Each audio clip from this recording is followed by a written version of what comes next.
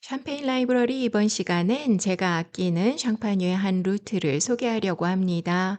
동페리뇽의 마을, 탁트인뷰, 예쁜 골목길, 그리고 럭셔리한 리조트로 이어지는 이 길은 그냥 그 자리에 있는 것만으로도 힐링되는 루트로 이 길의 한 마을 안에 조용히 자리한 우수 샴페인 하우스도 함께 소개하겠습니다.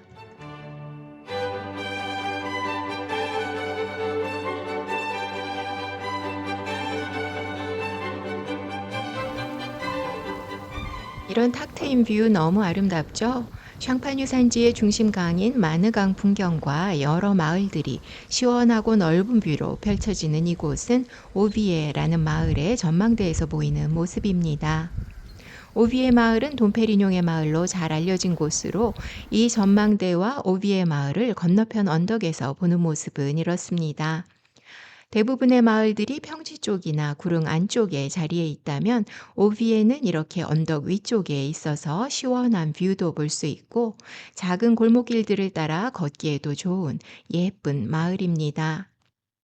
이 마을을 돈페리뇽의 마을이라고 부르는 이유는 이곳에 650년경 설립됐다는 이 교회에서 돈페리뇽이 1600년대 후반 수도사 겸 셀러 담당자로 재직했었고 또 현재 이곳에 잠들어 있기 때문인데 교회 안에는 그를 기리는 비문이 이렇게 남아 있습니다.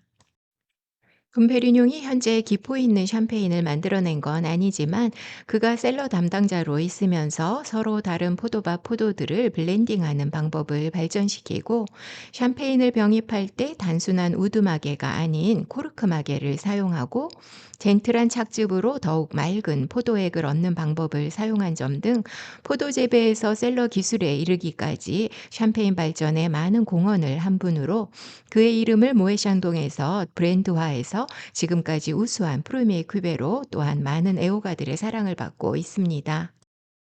오비의 마을은 자그마한 골목길들이 참 예뻐서 이 길들을 따라 이곳저곳 둘러보면서 걷는 기쁨이 있는 곳인데 마을이 그렇게 크거나 경사가 심하진 않아서 천천히 산책하기 좋은 곳으로 마을의 메인 길인 이 길 끝에는 앞에 보여드렸던 전망대가 있고 길가를 따라 곳곳에 작은 가게들, 레스토랑들도 있습니다.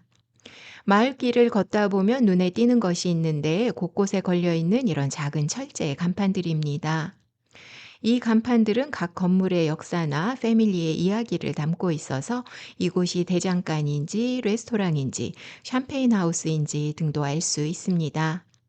이 모습이 예쁘다고 생각한 게 당연히 저만은 아니어서 이 마을 모습을 담은 한 사진 작가의 사진집을 어떤 샴페인 바에 들렀을 때 한쪽 책꽂이에서 발견했는데 제가 간직하고 싶은 딱 그 모습들을 아름답게 담고 있어서 캘리포니아에 돌아오자마자 구입했었습니다. 돈페리뇽의 전설 같은 이야기가 시작된 이 예쁜 마을은 언덕 아래쪽 디지라는 마을로 이어지는데 가볼까요? 이곳은 디지 마을입니다. 마을 주민들이 사는 집들도 있고 포도밭도 있는데 앞에 보이는 저 언덕 쪽에서 지금 서 있는 마을 안쪽을 내려다보는 풍경도 참 아름다워서 바로 이런 모습입니다.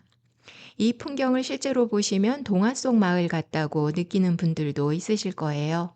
디지 마을은 샹파뉴 산지에서도 예쁘게 자리한 마을 중 한 곳으로 이 언덕 위쪽에서 본 눈 내린 풍경도 너무 아름다웠습니다. 디지 마을에도 여러 우수 하우스들이 자리해 있는데 그 중에서 가스통 시케 샴페인 하우스는 잘 정비된 마더난 테이스팅 룸을 갖추고 있어서 길가에서 눈에 더 띄고 테이스팅 룸에선 청량함과 신선함을 담은 와인들을 테이스팅해 볼 수 있습니다. 작송 샴페인 많이 좋아하시죠?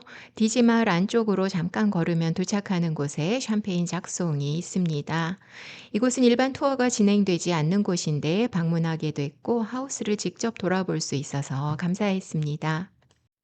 1798년 맨미 작송에 의해 설립돼서 1800년대 초엔 나폴레옹에게 인정받는 샴페인이기도 했던 작송은 현재 모든 샴페인에 다 사용되는 작은 철망인 위슬레가 처음 개발된 곳이었는데 현대 사회에 들어와서 본격적인 발전을 이루게 된 건 1970년대로 시케 패밀리가 매입해서 친환경 농법과 새로운 양조 방식으로 전환했고 2022년부터는 여러 디자이너 브랜드와 크리스티 경매회사 등을 갖고 있는 아르테미스 그룹 소유지만 모든 생산과 운영은 현재까지 쉽게 일가가 그대로 이어오고 있습니다. 작성에선 푸드르라고 불리는 대형 오크통을 많이 사용합니다.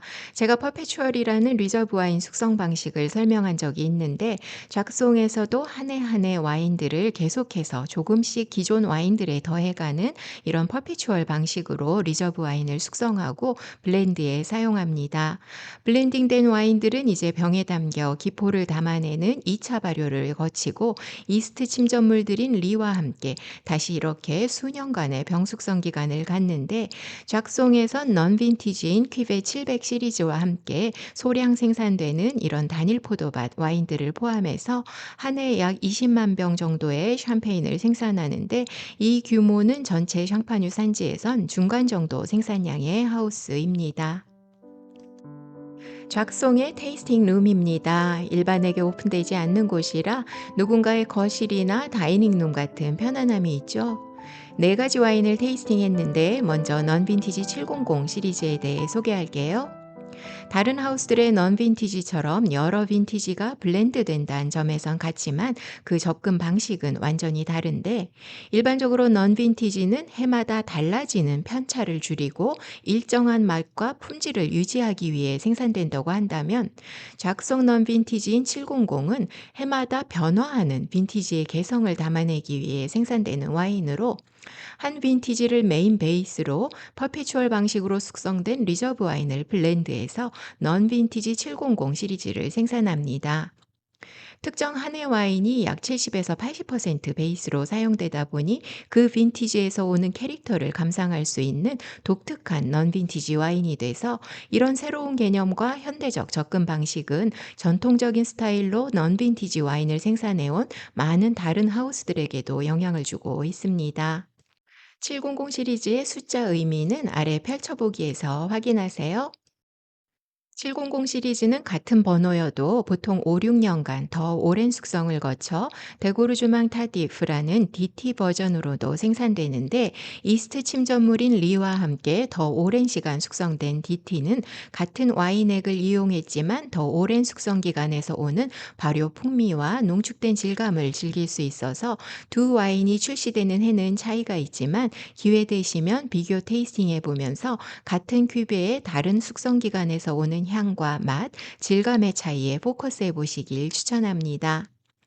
역시 엑스트라 브룻의 낮은 도사주로 특정 포도밭 캐릭터에 포커스한 싱글 비냐드 와인이 블롱 드 누아와 블롱 드 블롱으로 생산되는데 싱글 포도밭 와인이다 보니 소량 생산으로 이 와인들 또한 DT 버전으로도 또한 드물게 생산되고 있습니다.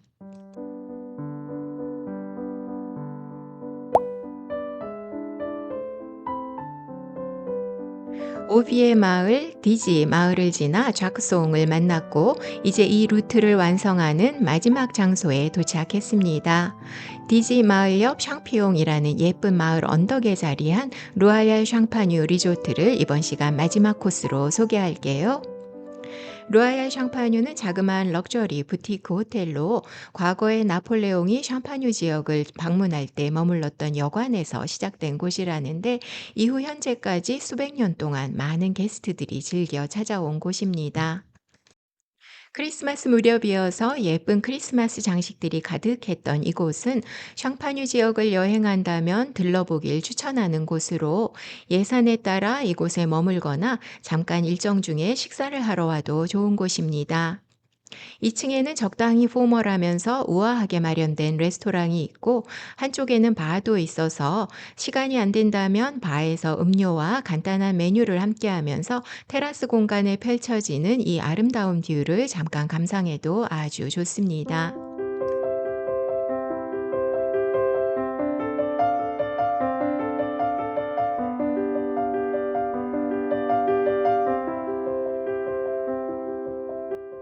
와인 산지를 여행하면 글래스로 제공하는 로컬 와인 리스트가 항상 기대되는데 이곳에서 이렇게 잘 만든 샴페인을 알게 됐고 파리에서 참석했던 테이스팅 행사의 한 부스에서 이 하우스 와인들을 다시 만나게 됐었습니다. 그곳에서 이들의 여러 다른 와인들 또한 테이스팅하게 돼서 기뻤는데 와인 산지를 여행하면서 이렇게 잘 만든 로컬 와인들을 만나는 건 큰 즐거움인 것 같습니다. 마느 강가에 있는 돈페리뇽의 마을 오비에에서 시작해서 디지 마을을 지나 자크송을 들러서 이 아름다운 호텔로 이르는 길은 포도밭들이 계속 이어지고 포근한 느낌을 주는 언덕과 작은 마을들이 자리한 예쁜 길인데 오늘 영상에서 그런 느낌이 잘 전달되는 시간이었길 바랍니다. 다음 시간엔 샹파뉴의 대표 샤도네 산지인 코테블롱과 그곳의 우수 샴페인 하우스들을 소개하겠습니다. 블롱드블롱 스타일을 좋아하시는 분들에겐 더욱 흥미있는 시간이 되실 것 같아요. 샹파뉴 산지의 예쁜 루트와 샴페인 작송 이야기에 함께해 주신 모든 분들께 감사드립니다.